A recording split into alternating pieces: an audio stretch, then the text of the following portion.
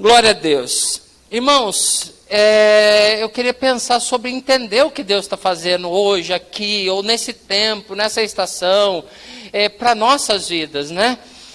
Eu lembro de uma história que estava tendo uma reunião fervorosa de oração na igreja, em uma igreja dessas do fogo, né, irmãos? Porque alguém esses dias perguntou, vocês, sua igreja como é que é? Eu falei assim, mas como é que é? Como assim? Não, ela é pentecostal, não. Eu falei assim, olha, quando o culto está fraquinho, a gente baba e bate a cabeça na parede, assim.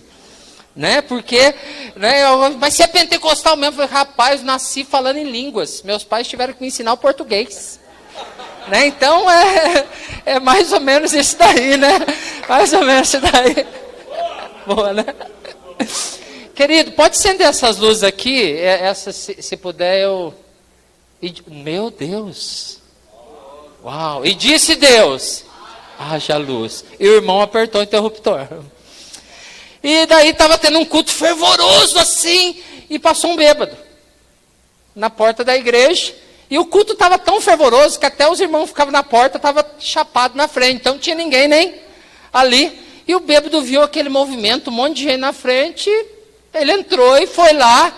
E ficou no meio do pessoal lá para receber uma oração, sei lá. E o pessoal estava orando um pelo outro. Fala em línguas agora e fala em línguas. Fala em línguas agora e fala em línguas. E o bêbado lá no meio, alguém chegou nele e falou assim, fala em línguas. Fala em línguas, fala em línguas. Ele levantou os braços e começou, língua, língua, língua, língua. Então, querido, se a gente não discernir, nós vamos ter falado em línguas, virado cambalhota e vamos sair a mesma coisa. Porque tendo alguém recebido a palavra do reino, não entendendo, vem o maligno, tira o que foi semeado. Então, se você puder, didaticamente me ajude, diga, eu preciso entender. Porque quando eu entendo, aquilo fica internalizado, fica gravado. E eu preciso fazer alguma coisa prática para aquilo. Porque senão, pode não ter resultados. E a questão é, por que o Senhor está fazendo isso? Eu acho que é uma pergunta legal. Por que Deus está derramando o poder dele? Por que esse tempo que estamos vivendo? Por que Deus está fazendo o que ele está fazendo na nossa vida? Essa semana, por exemplo, eu conversando com um discípulo muito precioso, e a gente falando de algumas lutas, que eu acho que todo mundo passa por lutas, e ele fez uma pergunta para mim, ele falou assim, paizão, por que a gente passa por isso? E tem hora no discipulado que a gente fala, por que vocês fazem pergunta difícil, né? Porque, e essa noite, especificamente, que Deus falou, e eu falei com ele aqui, a hora que a gente chegou, sobre as lutas, eu fui perguntar para Deus, por que a gente está passando essas lutas, essas dificuldades?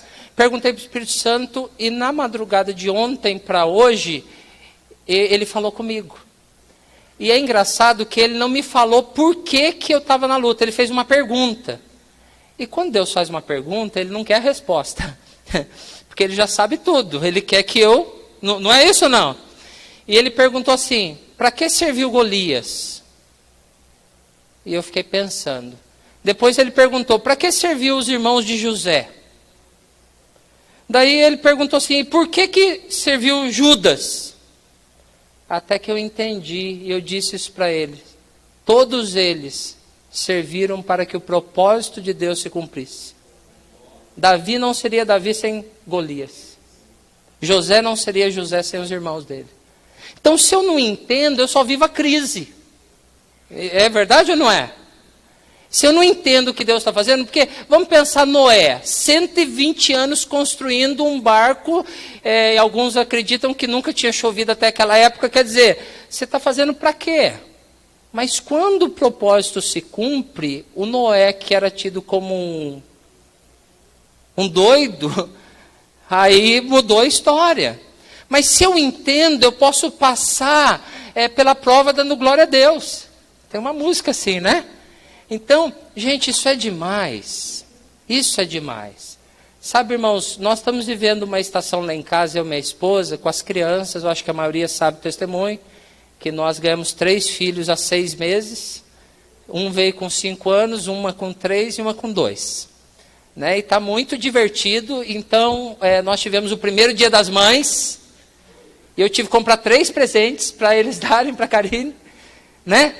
E é tão maluco entender cada estação, irmãos do céu. Eu acho que a primeira conferência assim que caiu a ficha que eu sou pai, e quando o Oswaldo estava falando sobre legado familiar, e agora eu fico pensando neles, sabe, como vai mudando as coisas aqui dentro.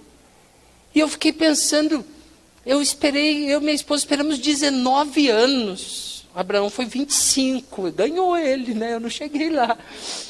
Mas, cara, e daí quando acontecem as coisas, mas veio com juros, boa medida, recalcado, sacudido, transbordando, juros e correção monetária. Entender, eu acho que é isso daí. Eu quero ler um texto, então, antes da gente seguir, e o tema da nossa reflexão é ministros competentes. Segunda Epístola aos Coríntios, capítulo 3, versículos 4 a 6, está aí no telão, diz assim: tal é a confiança que temos diante de Deus, por meio de Cristo. Não que possamos reivindicar qualquer coisa com base em nossos próprios méritos, mas a nossa capacidade vem de Deus, a nossa capacidade vem de Deus. Ele nos capacitou para sermos ministros de uma nova aliança, não da letra, mas do Espírito, porque a letra mata, mas o Espírito vivifica. Espírito Santo, o Senhor que vivifica. Nós declaramos que o Senhor tem o governo aqui. Faz o que o Senhor quiser. Em nome de Jesus. Quantos anos você tem? Esses dias fizeram essa pergunta para mim. E o mês que vem eu completarei 45 anos de idade. Agora, no mês que vem. E a hora que eu perguntei, a pessoa falou assim: quantos anos você tem? Eu disse: vou fazer 45. Ela falou assim: não, 45 é o que você já fez. Quantos anos você tem? E demorou um pouquinho para os neurônios se conversarem entre si. E que a pessoa estava me provocando é o seguinte: a resposta é: não sei. Porque quantos anos que você nasceu, faz que você nasceu, né? Eu vou nascer há quase 45 anos. Mas quantos anos você tem? Eu não sei. Eu não sei se eu tenho 1 ano. Eu tenho expectativa de viver muitos anos. O irmão da minha avó, meu tio-avô, morreu com 105 anos. Se eu conseguir chegar lá como ele lúcido, ele só não ouvia, mas ele está bem lúcido, né? Meu pai disse que ele conseguiu viver tudo isso porque não casou. Detalhe. Mas quantos anos você tem? Você não sabe, então a questão é entender agora. No livro de Atos, capítulo 13, versículo 36, a palavra de Deus diz assim: e tendo, pois, Davi servido a sua geração, conforme o desígnio de Deus, adormeceu, foi sepultado e o seu corpo se decompôs. Eu só posso servir a minha geração. Eu só posso servir agora. É esse o momento nosso. Teve um avivamento lá atrás, glória a Deus por ele, nós recebemos como herança. Mas esse avivamento de hoje depende de nós, da nossa busca, o que nós vamos fazer. Sabe, a sua igreja, tudo que nós... É agora. Porque eu não sei quantos anos eu tenho. E eu preciso entender isso, porque senão eu vou passar pela vida como um gato que passa sobre um telhado quente, eu sinto calorzinho, mas e acabou. Então, olha só, quero repetir uma frase que eu já usei aqui. Jesus fez tudo o que ele tinha para fazer, mas Jesus não fez tudo que tinha que ser feito. Eu vou repetir. Olha só. Jesus fez tudo o que ele tinha para fazer, mas ele não fez tudo que tinha para ser feito. Quando Jesus estava na cruz e antes dele morrer, ele disse assim: Pai, está consumado. Nas tuas mãos entrego meu espírito. Eu acabei a minha tarefa, o meu propósito, eu cumpri. Mas ele disse para os discípulos: vocês farão obras maiores do que a que eu fiz.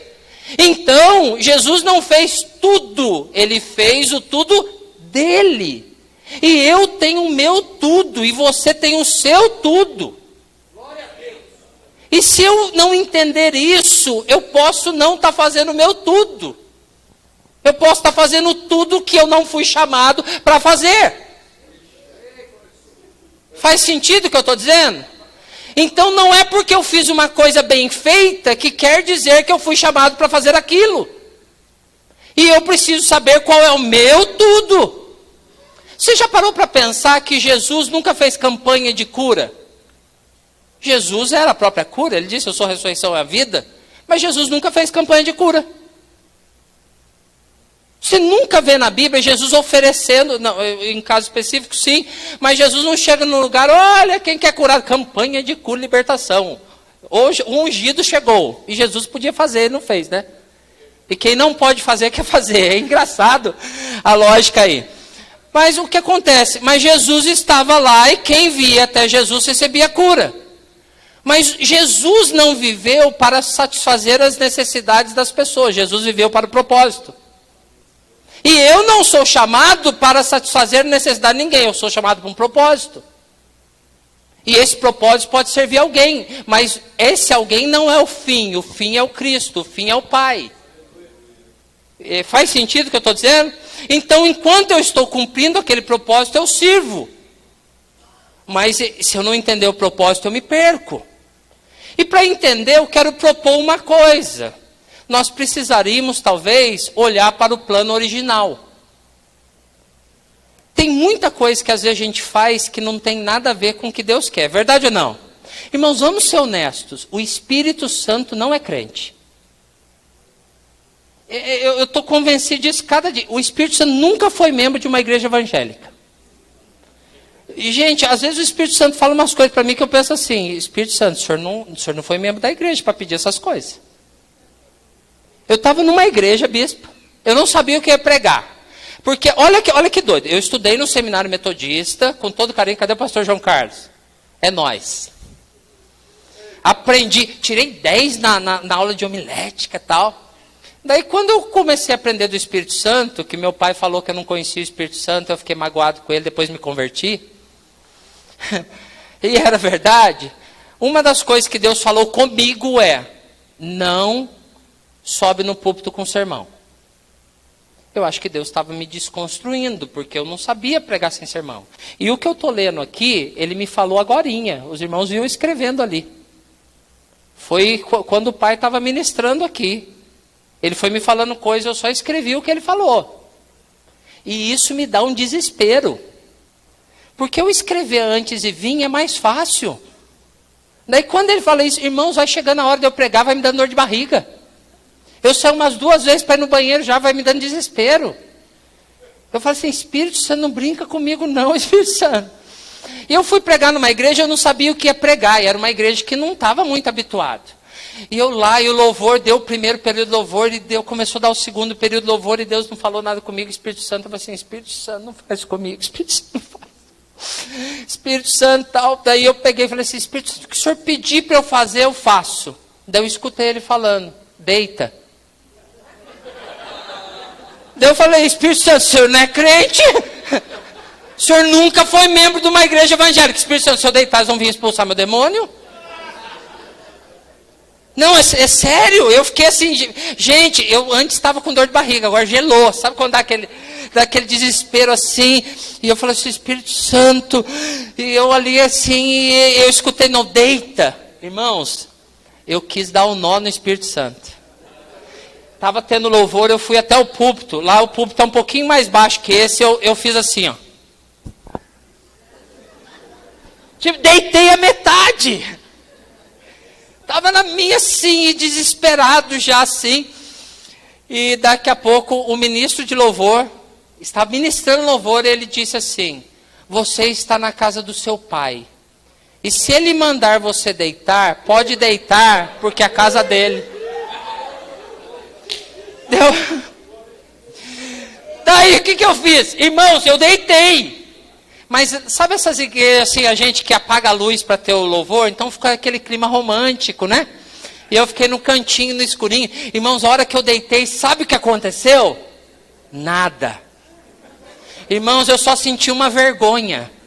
Sabe quando parece que a igreja inteira está olhando para você, você vai queimando assim? Daí, daqui a pouco eu esqueci que eu estava deitado. Comecei a orar em línguas lá, e fiquei tranquilo. Mandou deitar, agora já estou deitado mesmo. Irmãos, naquele momento que eu esqueci do culto, o Senhor me deu 2 visões sobre a igreja. Irmãos, a hora que eu levantei, eu não tinha que pregar. Eu só disse, irmãos, Deus me mostrou isso. E era uma coisa para a história da igreja. Irmãos, eu não preguei. As pessoas começaram a vir para frente e o Espírito Santo falou. Eu falei, o que eu faço agora? O Espírito Santo, sai da frente, deixa eu fazer. Entendeu? Não quero inventar nada. Mas vocês percebem, irmãos, que não tem a ver comigo, não tem a ver com você, tem a ver com Ele? Então, muito bem. Então, às vezes a gente faz muita coisa que não tem nada a ver. Que a gente coloca, né? Às vezes, por exemplo, até música, até um monte de coisa que irmãos, é legal, mas não tem necessariamente a ver com Deus. Faz sentido o que eu quero dizer? Não. Por exemplo, vamos cantar música mais rápida ou música mais devagar. Irmãos, na Bíblia não tem nota musical. Então eu creio que Deus não está muito preocupado com o ritmo, mas Ele quer adoração. Faz sentido ou não? E a gente às vezes está tão pegado, né? Não vocês, tal, mas tudo bem. Então eu fiquei pensando assim, se o Senhor quer, eu preciso voltar para o plano original, é a planta dele. Eu lembro que quando eu estudei no Senai, quando eu trabalhei na área de mecânica, de usinagem, a gente tinha um desenho. E a gente seguia um projeto para fazer a peça e tinha uma medida e tinha tolerância. Sabe, então, a igreja não é minha, o projeto não é meu. E a Bíblia diz que Ele é o arquiteto e o construtor. Então, não tem a ver com o que eu quero, tem a ver com Ele. E onde está o plano original? Gênesis 1 e 2. Tudo o que acontece depois de Gênesis 1 e 2 é Deus tentando me trazer de volta para o plano original. Faz sentido pensar nisso ou não? Então, tudo que era antes da queda é o plano de Deus. Antes da queda tinha briga? Não. Você percebe essa lógica assim? E olha só que coisa interessante, irmãos. Quando Jesus veio, o que Jesus vem fazer? Nessa lógica, pensa comigo. Ele veio trazer de volta o plano original. A mensagem de João Batista era assim, arrependam-se porque o reino está próximo, está chegando. E quando Jesus chega, ele diz assim, olha, arrependam-se porque o reino está próximo, quer dizer, chegou aqui. Então, o que ele vem trazer de volta? O quê? O reino. Faz sentido o que eu estou dizendo? Não. Então, Jesus veio buscar e salvar o que se havia perdido. Ele não veio buscar e salvar quem se perdeu. Ele veio buscar e salvar o que se havia perdido. O que se perdeu? O reino, o governo, o domínio. Você já parou para pensar que quando Adão e Eva pecam, eles não perdem Deus, mas eles perdem o governo de Deus sobre eles? Porque Deus continua indo atrás da gente. Deus continua indo atrás de Adão, Deus foi falar com Caim, Deus sempre veio ao nosso encontro. Mas o ambiente onde o governo dele existia, o homem perdeu. E Jesus vem restaurar isso. E ele vem dizer assim, ora é assim, venha o teu reino, seja feita a tua vontade. E ele disse, eu vou estar com vocês todos os dias. Olha, se você crê em mim e amar a minha palavra, o meu Pai amará, viremos e faremos em você morada. Quer dizer, o reino está em mim. Porque o rei está em mim. E aonde eu chego, o rei está chegando. Porque o filho chegou. Você está entendendo ou não? E daí muda tudo. E daí, irmãos, aí muda, porque eu não vou para a igreja de novo, eu vou para aquela igreja, aquelas lutas, Satanás, os capeta. Irmãos, a gente vai, e quando eu entendo quem eu sou, os capetas vão falar assim, vamos embora que ele está chegando. Faz sentido, irmão? Lembra quando Jesus chegou lá em Gadara, e estava aquele endemoniado lá, que o negócio era bravo? E se parou para pensar que Jesus não teve que fazer um movimento de expulsar? Você viu que foi uma autoexpulsão? Jesus chega lá, os capetas já ficam desesperados. E é engraçado, irmãos, que só quem discerniu quem era Jesus eram os capetas. Não, os outros parece que não discernia. Mas o capeta diz, tu és o Cristo, Filho do Deus vivo. Não é? O capeta sabia. E ele falou assim, já que o Senhor vai nos expulsar, deixa a gente ir ali, assim. Quer dizer, o cara, deixa eu já poupar trabalho. Ele se auto-expulsou. É uma coisa assim, doida. Irmãos, olha que lindo. Onde Cristo chega, irmãos, o reino chegou. Então, eu entender essas coisas é maravilhoso. E então nós estamos falando o quê? Sobre o reino, irmãos. E talvez uma das confusões muito loucas que eu vejo, eu tenho certeza que você vê, é uma confusão entre reino e salvação.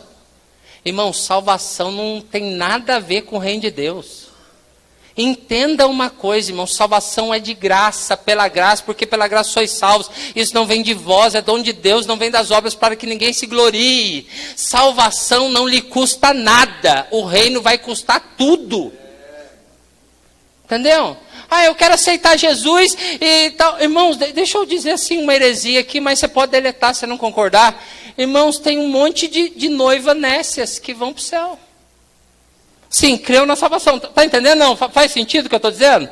Sabe, gente que está na igreja, mas ele não vive reino, ele vive para si. Irmãos, e o grande problema da humanidade não é o pecado. Você já parou para pensar os pecados, né? Ah, o cara é um prostituto, o cara... Não, tudo bem, a mulher... Claro, irmãos, Jesus quer libertar isso. Mas, entenda bem, esse não é o problema na essência. Esse não é o problema na essência nosso. Porque se a gente achar que Cristo só veio resolver um problema moral, nós estamos diminuindo todo o projeto do reino. Irmãos, entenda bem uma coisa, Cristo morreu por todo o pecado da humanidade. Pelos pecados que você já cometeu, pelos pecados que você ainda vai cometer. Satanás e ninguém pode te cobrar uma conta que já foi paga. Faz sentido ou não? Alguém não vai para o céu porque não crê em Jesus. Deus amou muito de tal maneira que deu seu Filho unigênito para que todo aquele que nele crê não pereça, mas receba a vida eterna. Mas quem não crê no Filho de Deus já está condenado porque não creu. Então as pessoas não vão viver no céu porque não crê em Jesus. Mas Jesus já morreu por todos os pecados. Agora, quem está em Jesus e entende sua identidade, vai passar por um processo de santificação, porque entendeu que aquela atitude não condiz mais com o que ele é. Então a questão não é só moral. Porque se for só moral, irmãos, tem gente honesta e boa que não serve a Jesus. Então iria para o céu. Então a questão da salvação seria o quê? A igreja católica. Obras. Já viu gente dizendo assim, não, fulano é tão legalzinho, só falta Jesus. Vai faltar tudo, irmãos. Falta tudo. Então, nós temos um problema moral sim, mas a mensagem do reino é muito maior do que uma mensagem moral. É uma mensagem de identidade. De eu descobrir que eu sou filho de um rei e que a vida que eu estou levando não condiz com quem eu sou. E aí muda tudo, irmãos. Por exemplo, o céu não é meu destino. O céu é minha origem. É da onde eu venho. Você entende? Eu não vou para o céu, eu vou voltar para casa. E aí a gente vai mudando assim algumas coisas. Se a gente não entender isso, nós vamos ficar sempre no nível da salvação. E vamos ser sujeitos a um espírito que permeia as igrejas, pelo menos no Brasil, que eu mais conheço. Que é um espírito maligno, e por que não dizer uma doutrina de demônio chamado me dá, me dá. Sanguessuga tem 2 filhas, e elas se chamam me dá, me dá. Agora, Deus deu, Jesus se deu, e a gente tem que vir para a igreja para se dar, porque eu sou filho dele, é a mesma essência. Ah, mas ele vai me abençoar, diz a palavra. Sim, mas a palavra não manda buscar isso, a palavra manda buscar ele, e em consequência eu sou abençoado. Faz sentido o que eu estou dizendo? Não.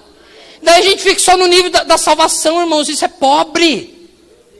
Isso é pobre. Olha o que Jesus vai falar para Nicodemos. Nicodemos, se você não nascer de novo, você não pode ver o reino. Irmão, salvação, regeneração, nascer de novo. Se você não nascer da água e do Espírito, você não acessa o reino. Você não entra. Tem muita gente que vê o reino. Ele contempla o céu que ele vai, ele sabe que Deus pode fazer, mas ele não vive. Entendeu ou não?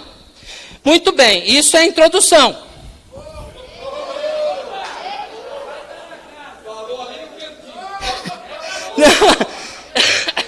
Isso é um fundamento para a gente entender. Então veja bem, se eu pego o plano, e tem um plano original, e a Bíblia diz no livro de Salmos, que no seu livro ele escreveu sobre mim, antes que os meus dias existissem, ele tem um plano para mim. Mas isso não é predestinação, porque eu escolho viver o plano ou não. Eu sou livre para viver ou não. Então, na verdade, eu quero buscar a Deus e dizer assim, no seu livro, Senhor, o que o Senhor escreveu sobre mim? O que é para eu fazer? Está entendendo ou não? É o plano que ele fez, é o projeto original. No seu livro ele escreveu sobre mim antes que os dias existissem. Onde que ele escreveu? No projeto original. É lá no projeto original. Lá na glória, estava lá. Então eu preciso entender nesse projeto o que é meu papel e o que não é meu papel. E eu acho que quando a gente faz uma coisa que não é o papel da gente, nós vamos ficar cansados, nós vamos ficar frustrados e no final desiludidos. Não é? É maravilhoso, por exemplo, ver cada um ministrar dentro do seu chamado, dentro da sua capacitação. Irmãos, não adianta, Senhor, eu queria ser igual Billy Graham. Eu não vou ser nem Billy Graham, irmãos. Você entende? Eu não vou chegar no céu, Deus vai falar assim, por que você não foi como Billy Graham? Deus vai falar assim, filho, por que você não foi você? Sabe, é tão maluco, irmãos, muda até a oração. É engraçado, já viu gente que muda a voz para orar? Não é? Às vezes o irmão fala, oi irmão, Pai Senhor, como é que você está, irmão? Tudo bem? Ah, Pai, tudo bem? Vamos orar agora, irmãos, vamos orar. Amado e soberano Deus. Agora, Senhor. Eu acho, aqui é só a minha imaginação, eu acho que Deus olha do céu assim, meu filho ficou retardado. Ai, meu filho, o que aconteceu com você? Filho, não faz isso, que vergonha, filho, que vergonha. Não é sua voz. Eu não te fiz assim. Faz sentido, irmãos? Faz sentido. Então, eu preciso entender qual é o meu papel. E eu vou confessar para os irmãos, passei muitos anos fazendo um papel que não era meu. Jesus disse, eu edificarei a minha igreja. E as portas do inferno não prevalecerão contra ela. Ponto. Eu não trabalho para edificar a igreja. Eu não trabalho para crescer a igreja. Eu não trabalho para que a igreja funcione. Porque este não é o meu papel. Porque se eu assumir o papel dele, ele não vai fazer o que ele tem que fazer e eu vou terminar frustrado. Você está entendendo? Irmãos, pega no seu espírito, onde você vê na Bíblia Paulo preocupado com a igreja crescer. Havia uma preocupação de ganhar almas. Havia uma preocupação de alcançar o mundo. Havia uma preocupação de pregar o evangelho. E o livro de Atos dos Apóstolos diz assim, e o Senhor, a cada dia, acrescentava os que iam ser salvos. Ele acrescentava. Pode aplaudir, irmão. Glória a Deus, glória a Deus. Agora isso não quer dizer, irmãos, que eu não possa ter paixão pelas almas, que eu não possa ter um anseio de ver uma multidão adorando ao Senhor. Mas sabe por que a maioria de nós, irmãos, e vamos ser honestos, talvez, quem não pensou por isso, porque queremos crescer a igreja, porque queremos poder. Queremos poder. Nós queremos que os irmãos, outros pastores olhem para mim, olha, aquele é o pastor de uma grande igreja. Porque qual a pergunta que a gente ouve? Conhece alguém? Quantos membros a sua igreja tem? Eu só estou perguntando para orar. Cara, sabe, que relação tem isso? Porque Paulo seria um fracasso. Não, passei um monte de essa cidade aí, quase me mataram, inclusive, ali. Então, você percebe, irmãos? Você já parou para pensar que Jesus, no final, antes da cruz, cadê a igreja de Jesus? Você percebe, irmãos, que essa relação não é a relação de Cristo? E Jesus não falou assim, olha, apóstolos, fiquem preocupados, porque se no final do ano a sua igreja não tiver uma boa estatística, você não vai ser nomeado para o ano que vem. Pastor João entende, metodista entende o que eu estou falando. Você está entendendo a lógica? Então, olha só, eu edificarei a minha igreja. Segunda coisa, que não é minha competência, convencer ninguém. Pois o Espírito que virá convencerá o homem do pecado, da justiça e do juízo. E qual é a minha função? Testemunhar. Percebe a diferença?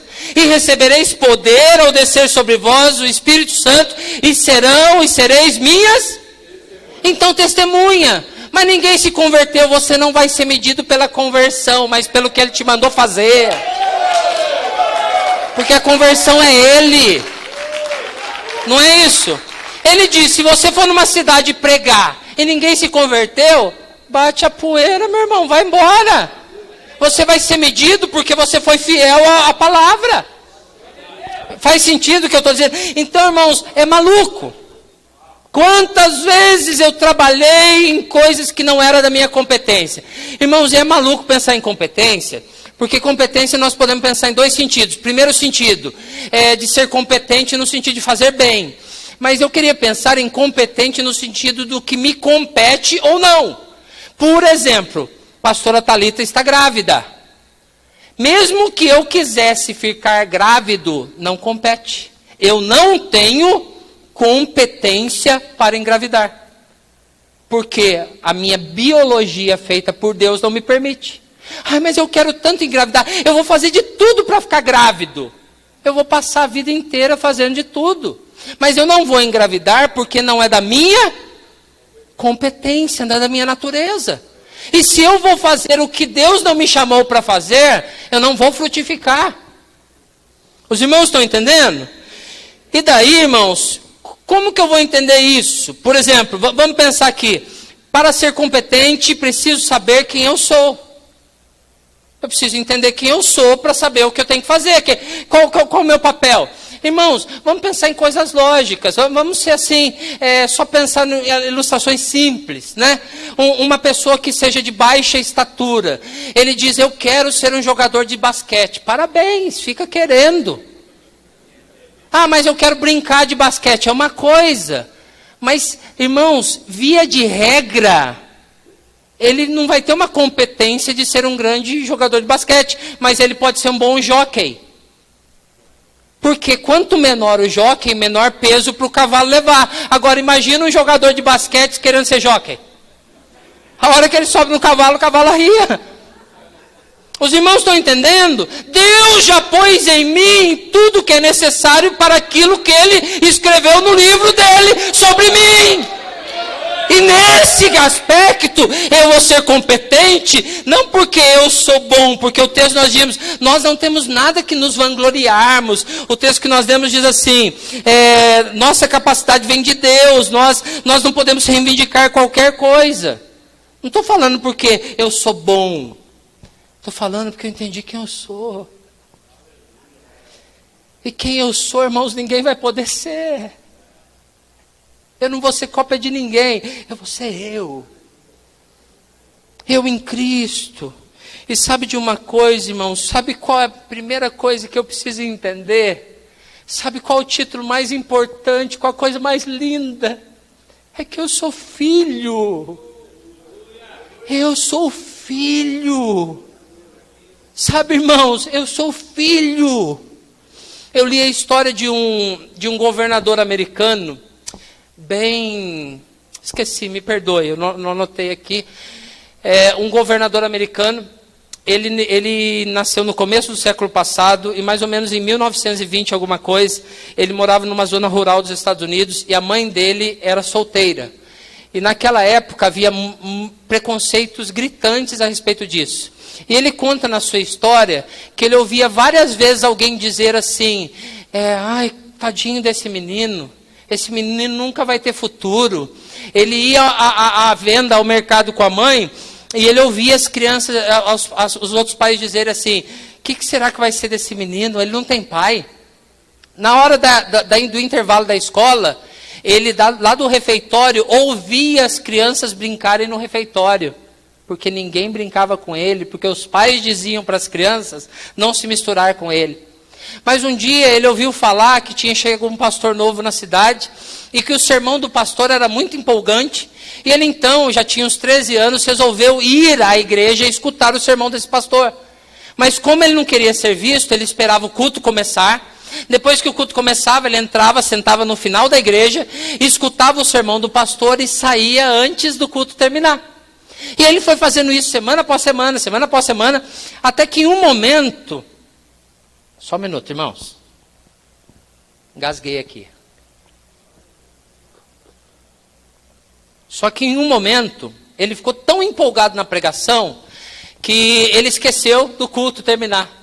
E quando ele se deu conta, as pessoas estavam saindo, e ele, um pouco desesperado, que não queria ser visto, tentou sair na multidão, quando ele sentiu alguém tocar o seu ombro, e dizer assim, ei mocinho, você acha que eu não tenho percebido você sair todo domingo antes do culto terminar? E quando ele olha para trás, era o pastor. E o pastor fala para ele, me diz uma coisa, menino, quem que é seu pai? Ele falou isso na frente de todo mundo. E era pergunta do seu trauma, era um drive. E ele disse que o que o pastor falou naquele dia mudou o destino dele. O pastor perguntou assim, quem que é seu pai, menino? E ele ficou sem palavras, o pastor disse assim, eu sei bem quem é seu pai, porque você se parece com ele. Você é filho do Deus Altíssimo. Você é filho do Deus Altíssimo. Irmãos, quando eu entendo quem eu sou, não há nada. Aí eu entendo o texto de Jesus, não tema quem pode tirar o seu corpo, porque tema aquele que pode matar a sua alma, você entende? Porque ninguém pode tirar quem eu sou, irmãos. Ninguém pode tirar isso. Isso é maravilhoso. Isso é maravilhoso. Agora entenda bem, eu preciso entender quem eu sou olhando para Deus, mas eu também preciso de você para saber quem eu sou. Entendeu ou não? Pega no seu espírito. Quando Deus fez Adão, estava lá Adão, a Bíblia diz que Deus fez o homem, macho e fêmea os criou. Quer dizer, Deus já tinha um projeto, e depois vem detalhando. Ele fez primeiro o homem, Adão então dá o nome dos animais, mas ele percebe que não há adjutora para ele, então Deus dá uma anestesia nele, né? Põe ele para dormir, faz uma cirurgia, tira o DNA dele e clona. Não é isso? Deus clona Adão, e nesse clone ele faz umas melhorias. Põe airbag, né? Faz umas melhorias lá. Quando Adão olha para Eva, o que ele diz? Carne da minha carne, osso dos meus ossos. Irmãos, carne da minha carne, osso do meu osso, sou eu? Adão se percebe nela. Você está entendendo ou não? Esse é o projeto de Deus. Sermos um. Você percebe o projeto original? Estamos voltando ao projeto original. Olha a oração de Jesus. Pai, eu oro para que eles sejam um, assim como eu e o Senhor somos um. Então, o mundo vai crer que o Senhor me enviou. Sabe, irmãos, esse avivamento que o apóstolo José Carlos ministrou, e eu creio, irmãos, nesse avivamento vai ter a unidade da igreja aqui. Não existe um avivamento se a igreja não percebe. Irmãos, isso é maravilhoso. Quem aqui está levantando placa de denominação aqui? Não estamos, irmãos, porque não estamos aqui por causa de denominação. Você percebe quando a gente consegue romper algumas coisas, como Jesus vai fazendo. E daí, olha, quando o pecado entra, olha, e Adão chega, uau, carne da minha carne, ossos dos meus ossos, aleluia. Adão fala em línguas, né? E tem um Pentecoste, daí ele celebra o casamento lá e tal. Daí quando peca, o que Adão faz? A outra, essa mulher, você percebe que antes era o próximo? Antes ele olhava na Eva e ele via quem? A si. Agora ele olha na Eva e vê a outra. É a mesma coisa, irmãos. Sabe por que, irmãos, temos tantas brigas, tantas divergências? Porque quando olhamos no irmão não nos vemos. Porque é o outro. Porque não é o próximo. Os irmãos estão entendendo? Ah, eu vou lá na padaria, o cara me trata mal. Eu não vou mais comprar pão nessa padaria. Que padeiro mal educado. Sabe por que você não vai comprar, irmãos? Não é porque ele é mal educado, é porque ele não é seu irmão. Porque se ele fosse seu irmão, você voltava lá. Porque seu irmão já te tratou mal um monte de vezes e você continua falando com ele. Sabe por que o mundo não mudou, irmãos? Porque a gente olha no outro e não vê o irmão.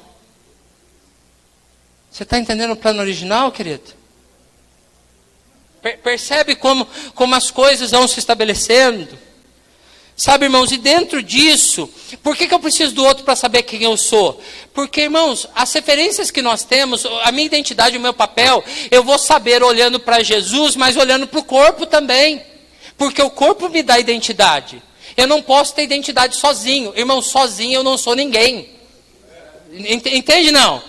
Mas olha que louco. Irmãos, só existe gordo porque tem um magro. Só existe alto porque tem um baixo, só existe baixo porque tem um alto, só existe o branco porque tem o negro, só existe o negro porque... Você está entendendo? Irmão, se só existisse eu não seria nem branco, nem negro, nem alto, nem baixo, porque não tem referência. Os irmãos estão entendendo? É por isso que Deus não tem nome. Quando Moisés pergunta, Deus, qual o seu nome? Ele diz, eu sou. Como assim? Não, vai lá e fala que... Mas qual o seu nome? Não, eu não preciso de nome, só existe um como o meu. Não tem outro. Não existe outro Deus, não existe outra espécie, não existe outro da minha estirpe, da minha espécie. Só tem eu não preciso de nome. Eu sou o que sou. Mas eu preciso ser chamado de Alex, porque tem o João, tem a Maria. E eu me vejo em você e você se vê em mim. E aí nós vamos descobrindo nosso papel, porque você gosta de trabalhar com uma coisa, eu gosto de trabalhar com outra, você gosta de trabalhar com criança, eu gosto de trabalhar com adultos, você gosta de louvor, eu sou desafinado. Você percebe ou não? E eu vou encontrando identidade. E daí, irmãos, eu não preciso ser ninguém. E eu descubro que a comparação é uma desgraça dos quintos dos infernos. Deus não me chamou para comparar com ninguém. E eu não serei medido pelo outro, porque na parábola dos talentos, cada um recebeu conforme a sua capacidade. Então pega no seu espírito aí. Um diácono que foi fiel ao seu chamado terá mais glória no céu do que um apóstolo que não foi. Verdade ou não? Porque cada um vai ser medido por si. E aí eu quero ir por final. Qual é a minha competência? E eu já disse alguma coisa. Primeiro, descobrir qual é o projeto que ele tem para mim. Se ele escreveu no seu livro sobre mim, Senhor, me dá acesso ao livro. Senhor, qual é o seu plano para mim hoje? O Senhor já escreveu, tem alguma coisa maravilhosa. E daí a gente descobre que a melhor pessoa para mostrar isso para nós é Jesus. Porque quando Jesus fala, o que ele diz no Evangelho de João, capítulo 5? Eu faço o que eu vejo o meu Pai fazer. Meu Pai me mostra o que eu tenho que fazer. Jesus, ele não fazia a agenda dele. Ele ia, papai, qual é a agenda de hoje? Qual que é a agenda? E sabe que talvez seja o meu problema, não sei se é o seu, o meu problema é que eu já sei pra caramba. Sabe, eu fiz seminário, eu fiz teologia, sabe, eu sei falar, eu sei fazer aquele clima para dar emoção. Sabe, porque tem a hora do apelo, não tem, irmão? Ah, vamos ser honestos, irmão, você é pastor, você sabe. Vamos ser honestos. Irmãos, a maioria das igrejas, talvez, se o Espírito Santo não viesse, eles nem ia sentir falta. Não é? Porque a gente sabe o hino que toca o coração. Irmãos, nem toda emoção é Espírito Santo, não, irmãos. Eu assisti o filme Vingador e chorei. Vou dar spoiler, quando o Homem de Ferro morreu. Você já teve tempo para assistir já? Irmãos, saiu um filme sobre adoção. Eu assisti no cinema e agora já tem aí para você assistir. De repente, uma família. É a história de um casal que adotou 3. Irmãos, é muito verdade. Eu e a Karine nos identificamos demais. E a gente chorou. Chorou. E não estava num culto, irmãos. Não estava. Senti até presença do arrepio. Os irmãos estão entendendo, irmãos? O Espírito Santo usa a emoção. Então, a gente precisa entender isso aí. Olha, eu faço o que eu vejo meu pai fazendo. Irmãos, pare para pensar. Né? Eu tive o privilégio de estudar num colégio interno. Fui 4 anos, morei num colégio interno. Estudei, fui bacharel, me formei em bacharel em teologia. Eu morava num seminário, quer dizer, puxa, muito legal. Tal. Imagina você, se você fosse um dos 12 apóstolos de Jesus. Andasse com Jesus 3 anos e meio, e alguns historiadores acham que foi até 4 anos e pouco, alguns. Agora imagina você andar com Jesus, e daí o treinamento é demais, né? Jesus orava o tempo todo, se você fosse então Pedro, Tiago e João, você viu Jesus brilhar. Irmãos, é uma coisa assim louca, porque eu confesso para os irmãos, em algumas coisas eu não me dou muito bem, assim. Eu me assusto fácil. Então, imagina, irmãos, eu fico vendo as coisas do Espírito, só brincando. Se Deus me der um arrebatamento de Espírito e fizer igual ele fez com Jeremias, eu morro e ele me ressuscita. Ele leva Jeremias para um cemitério. É um vale de ossos, um cemitério. E daí ele faz Jeremias profetizar e os ossos começam a mexer. Irmãos, eu caía morto já. A hora que os ossos começaram a mexer, puf! Ezequiel. Eu já tombava lá, daí Jesus ia me ressuscitar para eu orar para ressuscitar os outros. Sabe, então tem umas coisas. Agora imagina, você está... Irmãos, para pensar. Você está lá no barco, no maior tempestade, você vê um vulto vendo. Você pensa que é Jesus? Você começa a fazer o sinal da cruz. Né? Você começa a expulsar Jesus em nome de Jesus. Vai para lá em nome de Jesus. Daí Jesus diz, sou eu, mas vai para lá em nome de Jesus. Né? Umas coisas, imagina, você vai para um culto de oração, e daí Jesus, você está do lado de Jesus, aí começa a brilhar do seu lado, assim, Jesus, meu Deus. Sabe, é uma alegria, irmão, mas dá um temor assim, um negócio doido. João, quando viu Jesus na ilha de Patmos, caiu como morto. Manoá, quando viu Deus, falou para a mulher, bem, eu vou morrer, eu vi Deus. Não é normal alguém ver Deus e ficar vivo. Você está entendendo, irmão? Esses discípulos, os 12, foram treinados nesse nível. Treinados. Aí, escuta só, pega no seu espírito. Está comigo, irmãos? Olha, deixa o Espírito Santo falar no seu coração. Treinado nesse nível. Daí Jesus morre, depois Jesus ressuscita, e está todo mundo feliz que Jesus ressuscitou. Jesus fica com eles quanto tempo? 40 dias. E daí, imagina se você não ia estar pilhado, irmãos. Mas Jesus.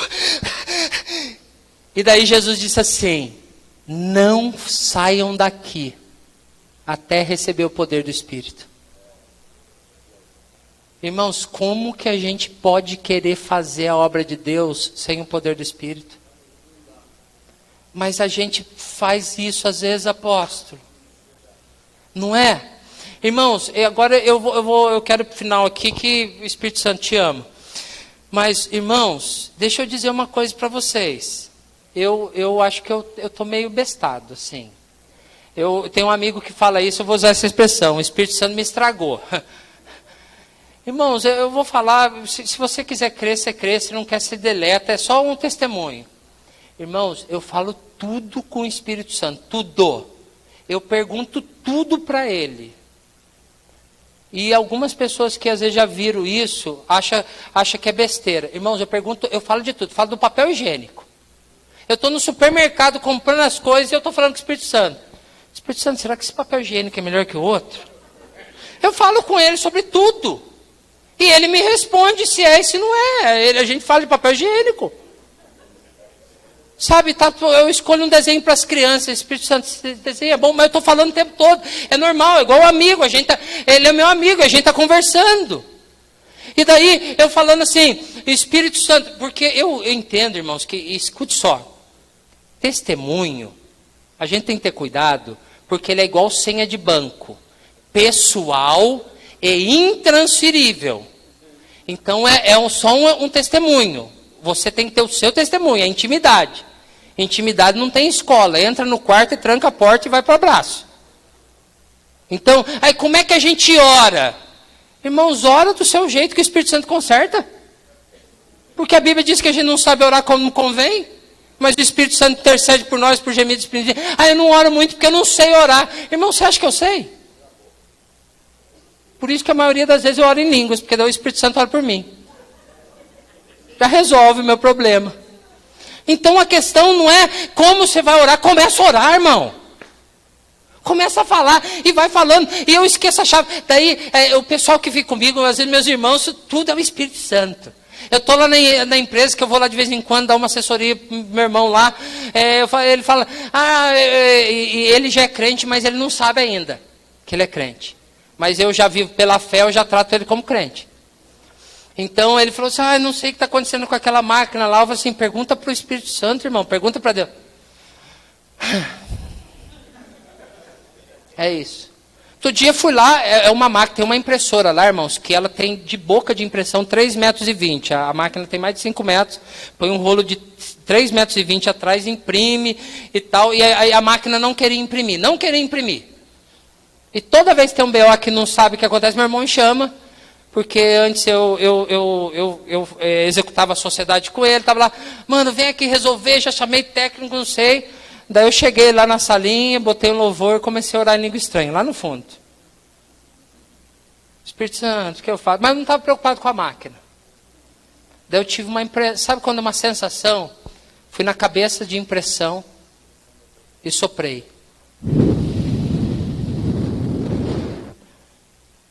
Liguei a máquina. Chamei a moça que imprime. Eu sei imprimir, mas eu não faço mais isso. Chamei.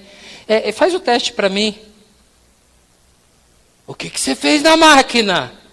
Eu falei assim, mostra para o meu irmão. Mano, o que você fez na máquina? Eu falei assim, eu não fiz nada. Não, como assim? Eu falei assim, o Espírito Santo fez. Daí olha o que acontece. Eu só vejo o zoinho subir assim. Irmão, estou nem aí. Estou nem aí. Sabe? De perguntar ao Espírito Santo. Irmãos, eu estava num culto lá outro dia na nossa igreja. E eu já tinha pregado a palavra que eu sabia que era do Espírito Santo. E estava o louvor cantando no final. E eu tinha uma sensação que o Espírito Santo queria fazer alguma coisa, mas não sabia o que era. Eu peguei e falei assim, Espírito Santo, o senhor quer que eu faça alguma coisa? Ele falou assim, quero. O que é? Entrega o microfone para o Leandro. Não vai usar eu, tá bom. Eu falei assim, profeta, Deus está falando que você tem uma palavra, Ele tem o mesmo. Sabe o que eu fiz, irmão? Só saí de cena. Porque não sou eu. E não é Ele. Os irmãos estão entendendo? Não. Não tem a ver. Irmãos, eu acho que o Espírito Santo vai me desconstruindo. Lá na nossa igreja tem uma escalinha de pregação. Escala do culto, quem vai orar, tem uma escalinha, a Karine que faz, minha esposa, muito organizada, mas quem põe para pregar sou eu. Daí eu lá orando, Espírito Santo, quem vai pôr para pregar? Eu falei assim, não põe ninguém. Daí não tem lá, eles olham a escalinha, recebem a escalinha, não tem ninguém. E às vezes, irmãos, eu não sei quem vai pregar, eu vou para o culto, eu vou domingo, quem vai pregar? O Espírito Santo fala assim, ele não responde, se ele não responde, ele que é o pastor da igreja, eu só sou ajudante, eu fico na minha, eu vou me meter com o chefe. Os irmãos estão entendendo ou não? Daí já dei um alerta geral. Cheguei no pastor Alon, pastora Karina, profeta Leandro, a profeta Karina, e falei assim, olha, seguinte, o Espírito Santo não me diz quem vai pregar não, vocês fiquem espertos. A hora que ele falar, daí domingo, eu não tinha falado nada, a Karine chegou e falou assim, eu tenho uma palavra. E para minha esposa querer pregar sozinha é Deus mesmo. Porque eu insisto com ela uns 2 meses para ela pregar. Irmãos, que culto foi domingo, não foi, irmãos? Ela pregou sobre o testemunho de ser mãe. Sobre o medo dela. Sabe, irmãos, as pessoas vieram para frente aceitar Jesus. Várias pessoas. Daí não tem a ver com a gente. Mas o que acontece? O problema é que o Espírito Santo não tem liberdade numa igreja que eu já fiz tudo. Eu faço tudo e depois falo, Jesus me abençoa. Sabe, irmãos, eu estou falando a minha experiência. A minha experiência. E eu já ouvi coisas que não foi agradável. Um dia ele mandou eu parar de ser impaciente. Um dia ele mandou pegar o dinheiro que a gente tinha para pagar o tratamento de gravidez e dar para os outros. Um dia o Espírito Santo mandou eu parar de jejuar. Vocês acreditam nisso? Eu estava jejuando. Virada do ano, ia começar o ano assim. Começar o ano, eu falei assim, vou começar o ano jejuando.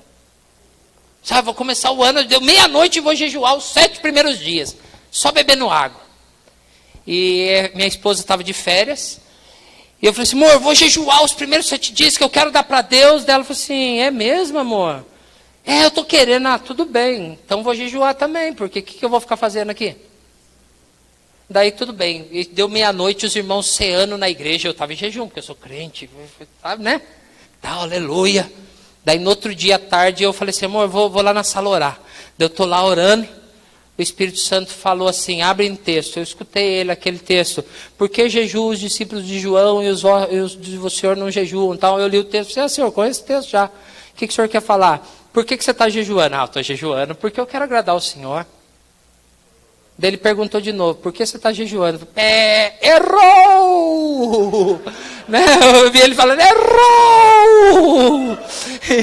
Eu falei assim, não, Senhor, porque os 7 primeiros dias eu quero te dar como primícia. Daí ele perguntou pela 3ª vez, por que você está jejuando? Daí eu parei. Não, sabe o que é, Senhor? Eu ouvi daquela igreja que jejua quando começa o ano, e eu achei legal. Daí ele falou assim, você sabe o que eu falei com eles? Sua esposa está no quarto. E ela está triste. Porque esse é o tempo que vocês teriam juntos. E eu não pedi para você jejuar. Você já viu alguém pedindo perdão para Deus porque estava jejuando? Senhor, me perdoa por estar jejuando.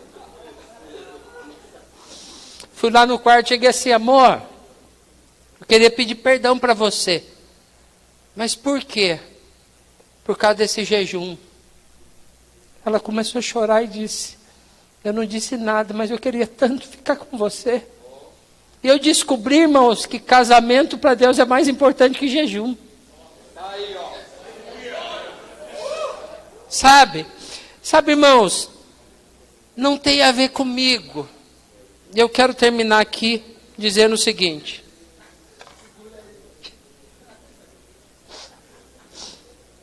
Irmãos, antes dos irmãos estar ministrando, quando eu estava aqui, o Senhor me falou sobre...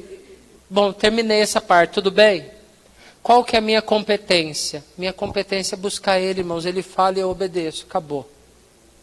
Acabou. Entendeu? Seja na função apostólica, pastoral, diaconal, serviçal, musical. Não importa. Ele falou, obedeço. Entende, não? Sou submisso aos meus líderes. Porque eles são voz de Deus na minha vida, são princípios. Então ele vai falando. Agora, escute só. Quero encerrar aqui e falar uma coisa. Quero pedir, por favor, Fernando. Aquele clima romântico, irmão. Apóstolo, podemos chamar o time de ministração aqui? Os apóstolos que vão ajudar a gente a orar aqui. Agora vocês podem vir, os pastores, os que vão ministrar. E você ainda fique sentado, só um minutinho. Isso aqui é só para dar a impressão que está acabando. Sim. Uhum. Escute só, irmãos. Me ajuda aqui, por favor.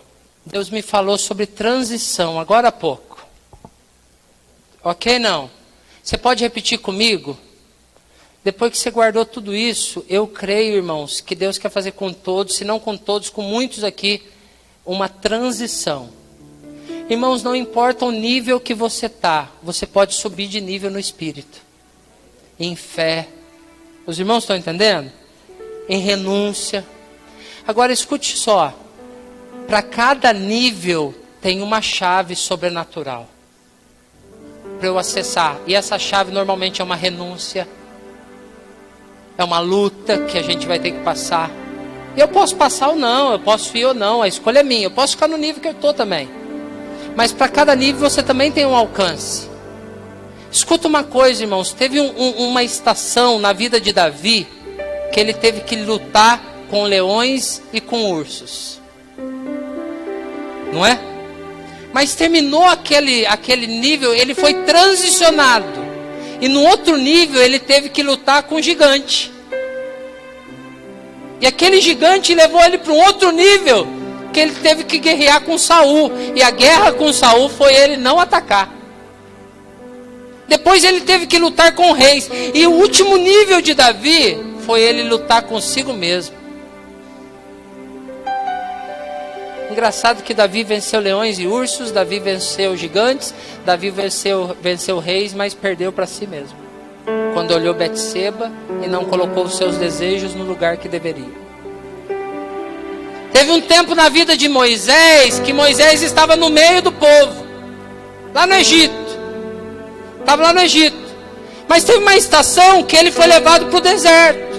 Teve outro tempo que ele foi liderar o povo. São estações. Em um tempo ele tentou libertar o povo matando um egípcio. No outro tempo ele ficou 40 anos aprendendo a ser pastor de ovelhas. Mas no outro tempo ele tocou o cajado e abriu o mar. Agora escuta uma coisa, pastor. Os apóstolos tiveram que mudar também. Quando os apóstolos estavam com Jesus, no dia da multiplicação dos pães,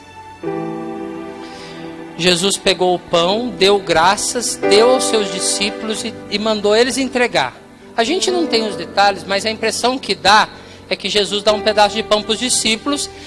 E os discípulos que vivem a multiplicação mesmo, né? Que ele sai com o pão, daí ele dá um pedaço para o cara, o pão não acabou. Ele dá um pedaço para o outro. Verdade ou não? É na mão dos discípulos. Então Jesus falou para os discípulos: arruma o pessoal em grupos aí. Vocês vão servir.